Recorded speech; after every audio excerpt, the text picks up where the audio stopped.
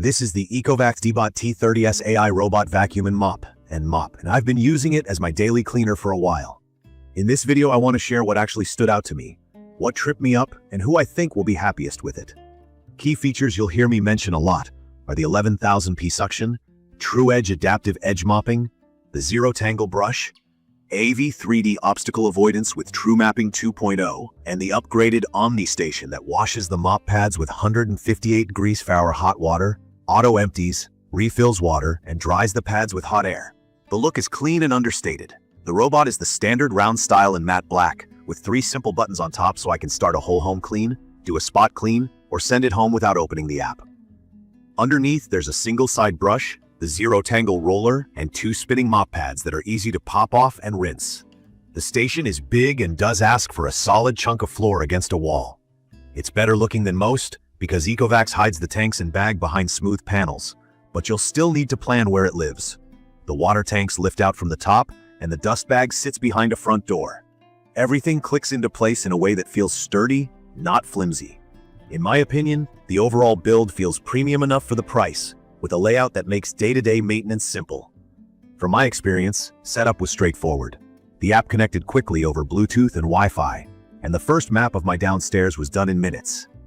I like that TrueMapping 2.0 uses a laser to measure the room and draw a floor plan, so I can label rooms, add virtual boundaries, and set no-go areas. AIVI 3D uses a camera and structured light to recognize objects, which sounds fancy, but simply put, it tries to see things on the floor and steer around them. When it's on its best behavior, the navigation is confident and quick, and it finds edges reliably, then cleans in back-and-forth lines that cover the space well.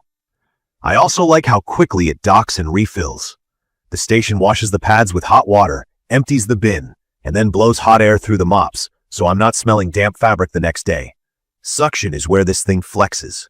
That 11,000 PA number isn't just marketing. It pulls up crumbs and surface dust from tile and hardwood without needing multiple passes. On low-pile carpet, it does a good job with everyday dirt and grit. On thick rugs, it gets the visible debris, but don't expect miracles on deeply embedded sand. It's decent, not magical. The ZeroTangle roller has been great with my own long hair. No scissors required so far. With pet hair, I have mixed results. On lighter shedding days, it self-empties cleanly. During heavy shedding from a soft coat dog, I've had clogs form in the internal channel that leads to the station. When that happens, the robot comes back full, and I have to clear it manually. Mopping is the headline act here. The dual pads press down and spin, and the 158-degree fray wash at the station actually helps remove greasy residue, so you're not smearing grime on the next run. TruEdge is the trick I show off to friends. The right mop can extend to reach into corners and along baseboards.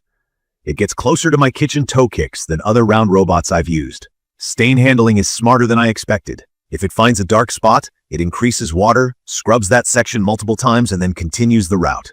Coffee drips and dried footprints came up for me in a single cycle. If you're new to these terms, mop lift is how high the robot raises the pads to avoid wetting carpet. The T30S lifts around 9mm. That's okay for very flat rugs. On medium pile or thicker, the pads still touch. I had to add no mop zones around a thicker area rug because it got damp. Now for the parts that frustrated me. The app has a ton of controls, which I like, but stability isn't perfect. I've had it freeze during map editing, and after one firmware update, my saved map disappeared, and I had to start over. That's annoying when you've spent time naming rooms and setting schedules. Object avoidance is inconsistent with small items. It'll steer around chairs and table legs just fine. With low cables, socks, and small toy bricks, it still makes mistakes. I tidy before a run now, which I was hoping to avoid but accept as a trade-off. The station has been mostly reliable, but one week it insisted the dust bag was full when it was brand new. Power cycling and reseating the bag fixed it. Voice control works. Saying "OK Eco" starts or pauses a clean without a phone, and Alexa understands room-specific requests. The Apple Watch control is a nice perk when I'm not near my phone.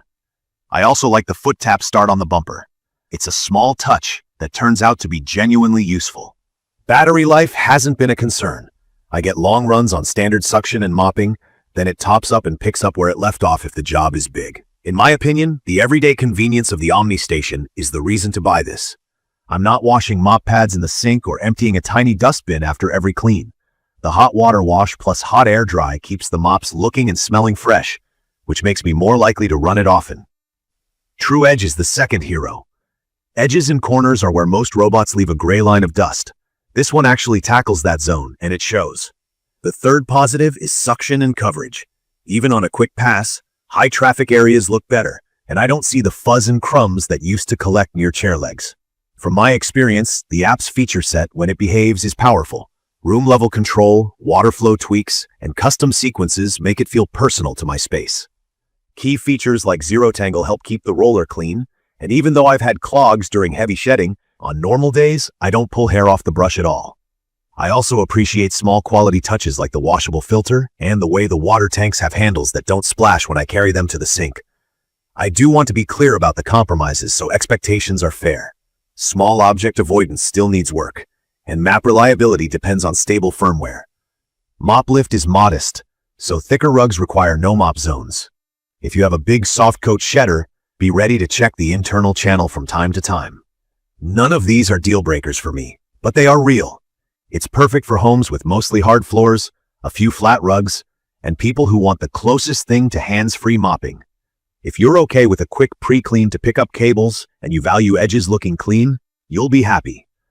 If your space has lots of high-pile carpet and you can't set boundaries, or you have frequent small floor hazards, you may find the limitations frustrating. In conclusion, the ECOVACS DEEBOT T30S AI nails the parts you see and feel every day.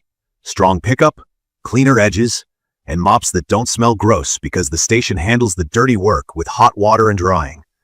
The hardware feels a step ahead. The software can feel a step behind when maps glitch or the app freezes. I'd recommend this for someone who wants advanced mopping and real automation, is comfortable tweaking settings, and won't mind doing a 10-second tidy before starting a run. If you need truly set-it-and-forget-it behavior around cords and small toys, you may want to wait for more polish or keep expectations in check. From my experience, I'm keeping it as my daily cleaner because it saves me time and my floors look better. In my opinion, the balance of power, edge performance, and station convenience outweighs the software quirks in my home. If you have questions about specific floors, pets, or settings, drop them below. If you found this helpful, subscribe for more practical home tech reviews and leave a comment with what you want me to test next. Thank you for watching.